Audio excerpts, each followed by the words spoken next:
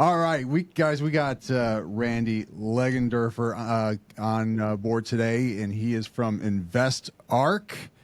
Randy, welcome to the podcast. Thanks for coming on. Rob, Joshua, thanks so much for having me. It's a pleasure. Outstanding. Well, I guess we're going to kick it off with some softball questions. Tell me about InvestArc. What is InvestArc? Well, thanks again. It's a pleasure, and look forward to hopefully adding some value to your listeners. InvestArc Properties is an LLC that was formed about, 10 years ago. I started out in the single family hard money lending space, grew into as a need to find another income, wanting to exit corporate America, and found multifamily. Fast forward to today, I'm a general partner in about 1,200 doors, Sunbelt from South Carolina to Phoenix, about 6 or 8 different properties, and left the corporate world in mid-23 to do this full time, and I'm having a lot of fun doing it, so enjoying life. Oh, outstanding. So you mentioned you got into hard money lending. That Josh and I, we do some flip properties, and of course know a thing or two about hard money lending, right? Yep. So here's the thing. So I wasn't sure what to ask you. I did look you up, like your background, and looked at your LinkedIn account, and I punched you into AI. I was just like, hey, check out, this is Randy. Oh boy. This is his LinkedIn profile. He if you were to ask Randy some questions that were like really good for the internet, what kind of questions would you ask him? Are you curious to find that out? Please, that would be educational and probably humorous. Right, okay, so this is what AI wants me to ask you. All right, Randy, with 2025 shaping up to be a pivotal year for real estate, what are the top multifamily investment trends you're seeing, and how should investors position themselves to capitalize on them? Well, AI did a good question there. That's why we use it.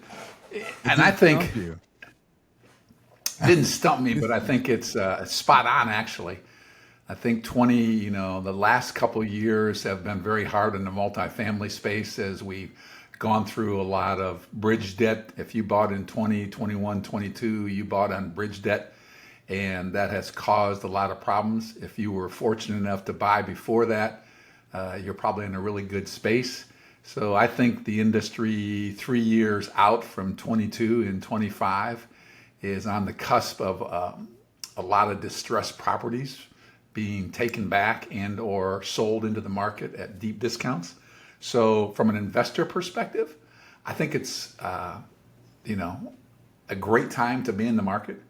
What is Buffett says, when others are fearful, you should be buying, and when others are buying, you should be fearful, or something to that extent.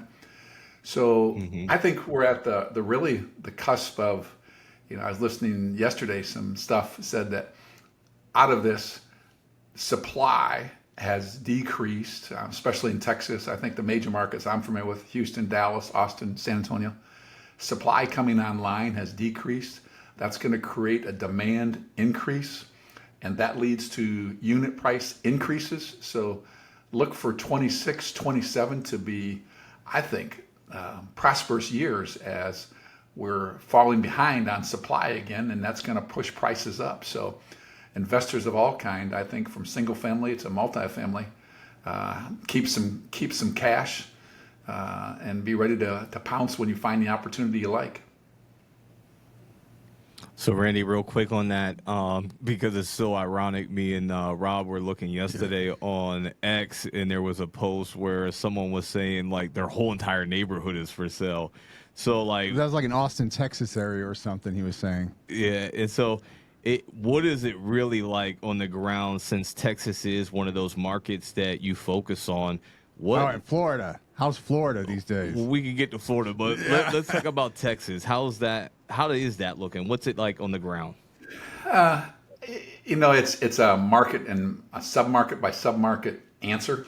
So I think you find Houston generally has like 18,000 units coming on board, coming online every year. I heard yesterday Dallas has like 25 coming online every year, 20 to 25. Houston for 26, 25, 26 is down to like 8, 9 coming online.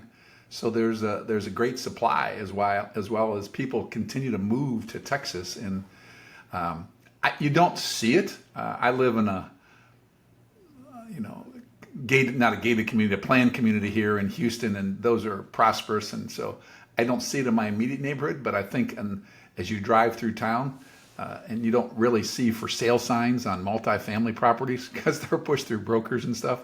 So it's difficult to say. But when you talk to brokers, and I have a property right now that's challenging us, and we're working hard to keep it alive and pushing all the right buttons and trying to do all the right things to keep it alive. But I think there's just a whole lot. Those properties out there across America and in Texas, especially since it's had those growth. And like I said, you bought in 2021 or 22, you bought on variable rate debt, and it's difficult. It's challenging. A lot of headwinds. Okay. And just so our viewers are kind of understanding, are we talking about just the multifamily market, or are we talking about like single family homes to preference? I'm sorry, I should have clarified. So yeah, Randy Langenderfer, InvestArc is a multifamily syndicator. So we buy and sell multifamily properties. We focus on, B plus to C properties in the Sun Belt region, 100 doors or better.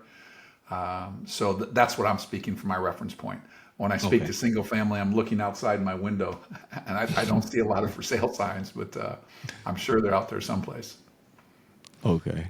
All right. So here's AI question number 2. Okay. So you shared steps for beginners in multifamily investing on platforms like YouTube. Can you break down the first 3 things someone with, say, $10,000 should do to get into multifamily syndication? $10,000 multifamily syndication. So the first thing that is, I think, the most important for new investors coming online is they have to find a sponsor or a general partnership who's ever putting the deal together. And the simple answer is people invest with those they know, like, and trust. And so you need to find somebody that you're really comfortable with. You should interview them. You should challenge them on their assumptions. What's their track record? What's their buy box per se? How many have they gone full cycle on? And all kinds of questions like that we could talk a whole podcast on. But I think that's the most important thing, is learn to know the sponsorship or the general partnership. Secondly, understand the submarket where the property is located. I say people have to have an investment thesis. Mine is the Sun Belt. I just told you, 100 doors or better, B and C properties. So if somebody sends me a property to invest in, I still invest in other people's deals. If somebody sends me a deal, and I'll just pick on Toledo, Ohio, where I happen to be from, I'm not going to buy. I'm not interested because it's not in my buy box. So I think investors should, 1, know the sponsorship group, 2, the submarket, and quite honestly, $10,000, you probably need a partner. Generally, the minimum entry for multifamily is $50K. So it can be done. You can borrow from your IRA. The first time I got in one, I did a partnership with a buddy to come up with the 50. I didn't want to put it in. So those would be my top 3 answers. All right. So you've been doing multifamily for a while. I'm seeing with over 20 years in multifamily. That's what I got here. 10 years in multifamily, 11, but that's all right. Corporate America for a long time. Okay. Well, what's the biggest mistake you've made or seen investors make in syndication deals, and how can our viewers avoid it? I think the common mistake I see from investors is the lure of real estate. Everybody knows that Historically, that has been a very profitable way to build wealth. And people understand that because it's a tangible asset. They can see it as they drive down the street. It resonates with people, and so they want to get into that market. But I think one of the biggest mistakes they do is they simply don't do their homework. They meet a Rob or a Joshua or a Randy, and they say, guy sounds relevant, sounds educated, I'll give him some money. And back to those three things, you really need to understand further, just like I say speculation is when I put money in my 401k, I'd buy growth funds or bond funds or whatever. That's speculation. And if you're just putting money to an investor, if you're just throwing money to a general partnership, that's also speculation. An investor is one who knows the deals, knows the risk, and decides to move forward or not. So back to my thesis, I'm not going to invest outside of the Sun Belt today. I'm not going to invest without somebody that's a proven partnership that's got successes and probably some failures that they can talk about, because I want somebody that's experienced. I don't want somebody that's a first-time general partnership. So I think those are a couple off the top of my head. I think you hit it on the head when you said people like to invest with people they know, love, and trust. Yep. I think that's when you got money involved with somebody, you got to be with somebody you trust. That's for sure. So one of the things that, Josh, we do some flips together, and, we have conversations with how much carrying costs are. For example, we might say, we're using hard money, so we have an interest-only payment due this month. And, oh, by the way, running the air conditioners cost us this much money more, per month, that month. So our carrying costs were X, and we, add them to a budget. And, one of the other things that comes up is insurance, and I don't know if you're seeing that a lot affected on the multifamily front. I know a lot of homeowners generally are feeling the pinch from increase in premiums that they have to pay out. But so you've posted about FEMA's risk rating 2.0 impacting commercial real estate. How are these new flood insurance rules affecting multifamily property owners, and what should investors do to stay ahead? Wow, there's a loaded question. So, if you live in a coastal community, of which Texas is just by nature, Florida, Carolinas, we're all getting killed, both single family and multifamily. I live in Houston, Texas. I've never had a homeowner's claim in 12 years, and my carrier just dropped me this year because they decided to exit the market. And so they just said they just didn't want to underwrite in Texas anymore, and they walked away. So not that they were going to give me a large increase. They're just saying, we're not going to insure you. And on the multifamily side, huge increases for that very reason. Carriers, likewise, on the multifamily side, have exited the market for, I speak again mostly of Texas. Many carriers have left the Texas market, and the few that remain have jacked up the prices immensely, understandably so. So that comes back to the educational processes, and one of the questions your investors should ask a general partner if they decide to get in one of these deals is, how are you dealing with insurances and taxes in Texas? So those are the two big items in Texas. Texas reappraises properties every year, which is different than other states. So we can see huge swings in taxes as well as insurances. So when people like me are underwriting properties, trying to figure out what's profitable, you have to account for that somehow and anticipate increases. I mean, we can see 20 to 30% increases in either taxes or insurance in any given year that are very substantive and can kill a deal real fast. So adequate reserves, adequate anticipation of those, and also recognizing that we're in the market right now where prices are coming down. So, and I think that You'll see carriers re-enter the market soon. If we have a couple of years without any hurricanes, carriers will come back because of their greed and business philosophy. So they're going to come back and prices will ultimately start leveling out. But great question for investors to ask sponsors, either single family or multifamily. I got one for you, Randy, because you brought up underwriting. So, like, what does your underwriting model look like in 2025, I say 2019 pre-pandemic? And, you know, how has your risk tolerance changed due to the current environment? Yeah, underwriting has gotten, for me personally, you know, I got to pause there, Joshua. On the multifamily side, I talk to a lot of sponsors. I said I'm both an investor in other people's deals and my own deals. And I always chuckle because one of the fallacies in this industry is I've never heard a general partner say, we underwrite very aggressively. So it's kind of humorous because everybody will say, we underwrite very conservatively, very conservatively. Well, what's that mean? So again, the investor has to be aware and start asking those appropriate questions. How are you? We talked about taxes and insurances. How are you doing that? What are your rent growth assumptions? What are your expense growth assumptions? What's the reversion cap rate that you're projecting 5 years from now when this is going to sell? And what's your logic behind that? So, and as an investor, if you've seen one of these deals, you've seen one, because everybody's different in their underwriting. And they say we're a conservative, but one man's conservative is another man's aggressive.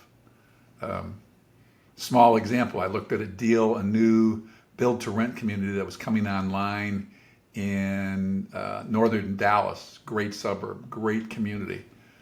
Well, they were projecting something like 35% expense ratio to revenue, new property.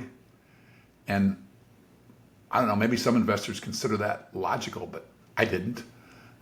Generally, your expenses are about 50% of revenue as a benchmark to target. And so those types of educational processes, I really think, differentiate a speculator from an investor in either single family or multifamily. Okay. Yeah, and I think a lot of times, as you said, you've never seen anybody say that they underwrite aggressively, but conservatively. And, you know, conversely, me and Robert, we speak to a lot of people in this space here. And every time I listen to someone, they usually will tell me like multifamily is very stable. Some of them will even go out as far as to say it's recession proof, which I'm not buying. But, you know, right now today, we're starting to see some cracks, especially like in rent growth slowing down. There was the big federal antitrust lawsuit that just got launched with RealPage, and a bunch of collusion was going on that we've seen. So, like, how do you see it? Do you see it as a stable and recession-proof investment? Well, I think it's. I'm still bullish on multifamily. I'm still bullish on real estate. I think the primary difference is I always go back to I have a friend that says, you know, tough times, and you're still doing deals. And I think you do deals. I would be of the mindset you do deals in every market, upside, up, down, and sideways. You just do them very differently. So I have underwritten a bunch of properties in 25. I haven't put any LOIs in just because of they don't pencil for me. So I'm very particular at what I'm looking at today. But I think multifamily, single family, real estate as a whole is still a great asset class. We've experienced cycles just like you do in the stock markets and ups and downs, but people still put money in their 401ks when the market's down. You just buy very differently and you invest very differently depending on what season you're on in the cycle. All right. So I got something for you about leadership in real estate. You said leadership is about achieving results and building trust at all levels. How do you apply this philosophy when leading syndication deals or advising investors? Well, And I like to think that I am different than other syndicators. I'm not a mass syndicator. In my glory days, I'm doing one, maybe two deals a year. I'm not trying to do 5 or 10 and grow a empire as some people are. And that's not bad, even if they are. I've just done that in the corporate world, and I want to stay small and boutique. So when I talk about leadership there in that vein, Rob, it's really trying to spend time with investors and understanding what they want out of a deal. I have sat with investors and said, I don't think you should do this, just because of where they are and what their financial situation is at. So I think leadership in that vein, you really have to get to know your investors, what their thesis is, what their objectives are, and trying to match those. That's when you're going to be the most successful, is when you're matching the investor with the opportunity versus forcing a newbie to invest in something they really don't understand. I told the last guy go ahead. I was going to say, something that just kind of left me with, I remember you mentioning, and I haven't been able to shake my head from it, is you mentioned something about no matter the market, you still do deals, just like you would still invest in your 401k. There's a lot of chatter about mortgage interest rates or interest rates in general. Fed Powell, lower the interest rates, right? You hear that, buzz on X or, news media or something. Everybody's hoping for these interest rate cuts, especially after the president passed that big, beautiful bill. And whatever you're feeling on it, there is a concern with a lot of people and investors about, interest rates. With interest rates and inflation still making, headlines, how are you advising investors to approach multifamily deals in this economic climate? I know you were saying you still do them, you just do it a certain way. So how would you advise others to do it in, say, like a down market? Still want to get into multifamily, but how would you do it like in a down market? What would be a good strategy for that? Well, I think it's a case by case scenario again, Rob. I think there's still deals out there. They're just not as plentiful as they were back in the glory years.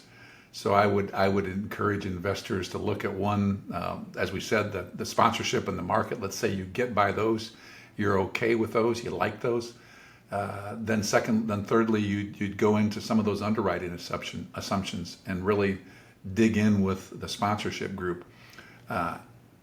Historically, we're in a period where it's more likely level with, in the 6% range is from what I'm determined over the last 40 years. I bought my first single family at 11% interest on a fixed rate mortgage and was ecstatic. So we've seen those deep swings, but I think it goes back to just understanding the deal and the underwriting assumptions. How long, what's the debt structure? The investor should ask, what's the sponsorship's debt structure? Are they saying they're going to turn the deal in 5 years, but they've got 10-year debt on it? Are they saying they're going to turn the deal in 7 years, but got 3-year debt on it? Is it fixed rate or variable rate? There are those who would look at saying may not be a bad idea to go with variable rate today because rates are anticipated coming down and then refinance later. I'm probably not going to be a proponent of that, having lived a little longer than some and seeing some up and down markets. But the deals become much fewer, much smaller, and there's still a lot of people out there that are syndicators pushing deals that I don't know if they're good or bad, but they must have a much more capital equity stack than I do to be able to do some of these deals. So the advice is buyer beware or investor beware and educate yourself. So, Randy, you have a background in finance and I believe also a CPA, if I'm not mistaken. How do you feel that background helps you in investing? And then what are some key metrics that you feel like a lot of other investors may not be looking at or misunderstand that they should be focused on right now in the current market we're in? Well, I'm an MBA in finance and a CPA, though I always give the disclaimer I'm not a practicing CPA, so don't hold me to that. But I think what it does, Joshua, is it gives you an analytical mindset. So the simple one I say is, I'm sure if you've heard the different personality traits in the ready, aim, fire scenario, ready, aim, fire. So I'm a ready, aim, aim, aim, aim, and then fire.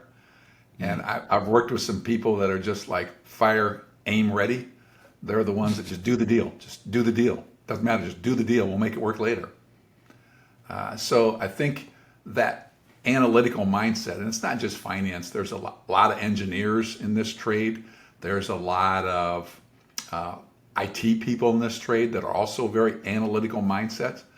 I think when you're looking at, as an investor, when you're looking at the sponsorship team, you should evaluate the team. I think every team should have a analytical mindset on the team. They should also have a marketing person on the team. I suck at marketing. And the team needs to have somebody to balance those different perspectives.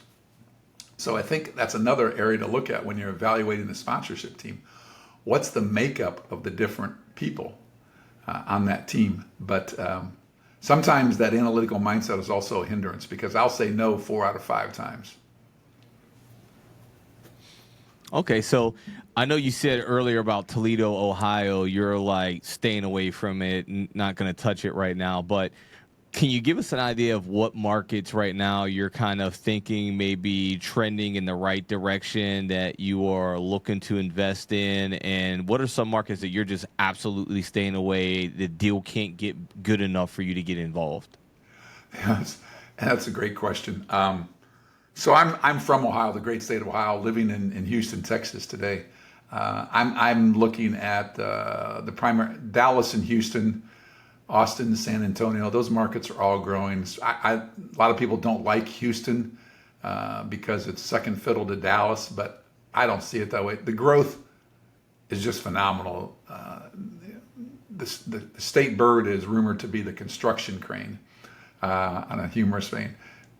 It's just incredible, the growth going on in Texas. You can't understand it until you see it. So I love Texas. I mentioned the Sun Belt. It's really more for me, Joshua, the people than it is the market.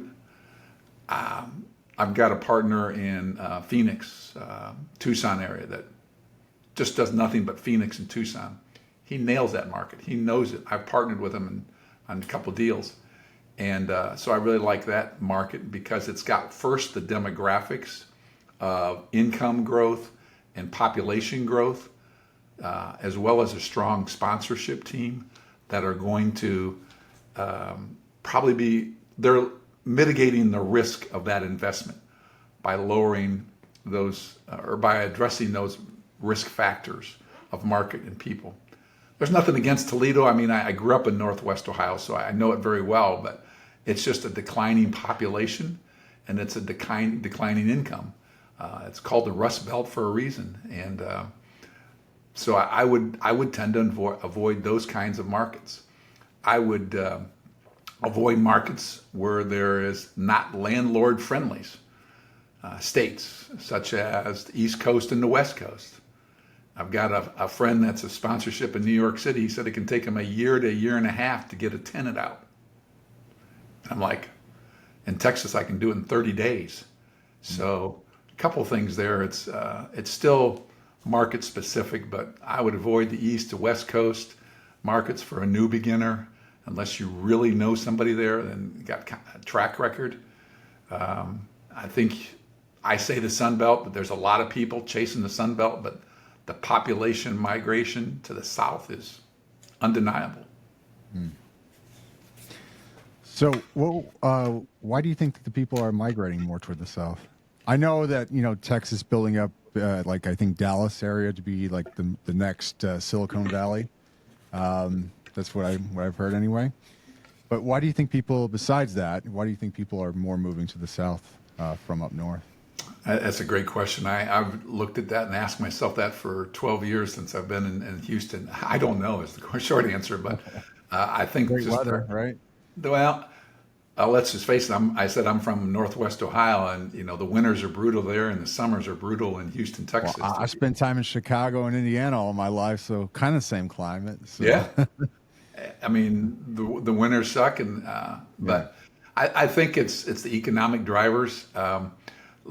Houston specifically is noted for a low cost of living and a higher than an average or higher than above average wage growth. So you have those two macro drivers. And I think every major metropolitan is chasing the tech industry and trying to attract tech. Dallas, certainly, San Antonio, Austin, Houston. I came from the life sciences industry here in Houston, and big money chasing all those tech companies. But I think that is going to be the future. well, let me ask you this: of all the deals that you've done in your life, you got to give me the best one and the worst one you've done. So, best one, what happened? What did you do to resolve it, and what did you learn from it? The best one is the first one I ever did as a general partnership, 2018. Yeah, 2018. We bought a 139 unit in Beaumont, Texas, which is about 120 miles east of Houston, with a flat roof and a chiller. And I had mentors advise me not to buy it because it was a A flat 1965 roof? built flat roof and a chiller boiler system. Okay. And I had mentors advise me not to buy it, and they were right. We struggled. We had all kinds of problems. We had a fire. We The had rubber membrane. we had to put new roofs on most of the buildings. Our capital budget wasn't enough.